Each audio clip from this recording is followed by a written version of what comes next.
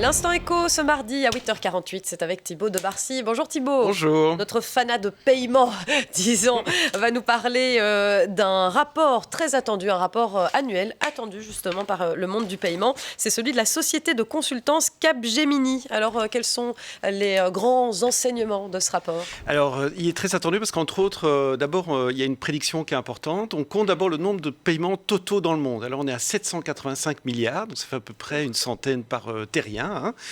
Et ce qui est important, c'est la prédiction de Capgemini. Donc, par rapport à il y a 5 ans, on a fait plus 65%. Et dans 5 ans, donc 2025, c'est pas si loin, on fera plus 134%. Donc, 1847 milliards de transactions. Et alors, évidemment, ce qui pousse cette croissance, c'est d'une part, évidemment, le paiement instantané dont on a parlé, et évidemment, toutes les nouvelles formes électroniques de paiement.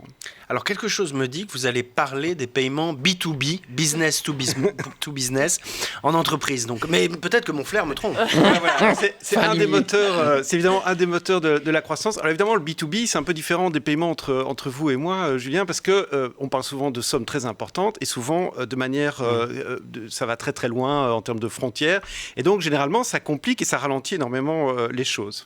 Et j'imagine qu'on va chercher à tout accélérer, Thibaut. Voilà. Et alors, c'est un sujet qui est passionnant, c'est ce qu'on appelle le financement de la chaîne d'approvisionnement. Donc, c'est quand des entreprises achètent à d'autres entreprises et qu'il y a une banque qui vient se mettre au milieu.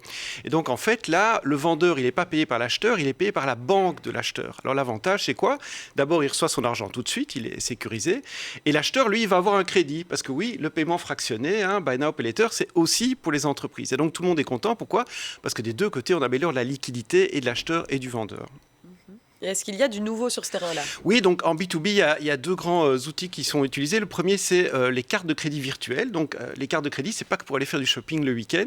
On fait des cartes de crédit que pour un seul paiement. Donc on l'imprime pas, il y a un seul numéro et ça sécurise en fait puisqu'on l'utilise qu'une fois. On peut faire du coup des paiements de plusieurs millions d'euros sur une carte qu'on a émis une seule fois. Donc deux grands outils. Le deuxième, ce serait lequel ? Alors le request to pay, je vous en avais parlé justement pour les particuliers il y a quelques semaines. C'était pas encore tout à fait généralisé. Voilà, mais par contre, les entreprises, elles peuvent déjà le faire si elles sont sur des plateformes, et donc c'est ce qu'elles font, évidemment. Et l'avantage, évidemment, là, c'est que l'acheteur, il est content parce qu'il est en contrôle, il vérifie qu'il veut payer, il paye, et tout est digitalisé. Et le vendeur, lui, il est content parce que généralement, c'est associé à un paiement instantané. Donc, à la seconde où l'acheteur dit « je paye », il reçoit son argent. Ouais, mais pour ça, il faut que les logiciels opérationnels et comptables soient connectés à la gestion financière des entreprises. Voilà, et donc c'est ce que Capgemini donne de très bons exemples là-dedans. Il y a par exemple l'alliance entre la banque Barclays et les logiciels de gestion SAP que tout le monde connaît. Il y a aussi la fintech anglaise Modular avec les logiciels comptables QuickBook. Et donc le but évidemment c'est de tout digitaliser, de la commande au paiement, passant par la livraison, la facturation, etc. Et c'est cette intégration qui fonctionne. Et la blockchain ?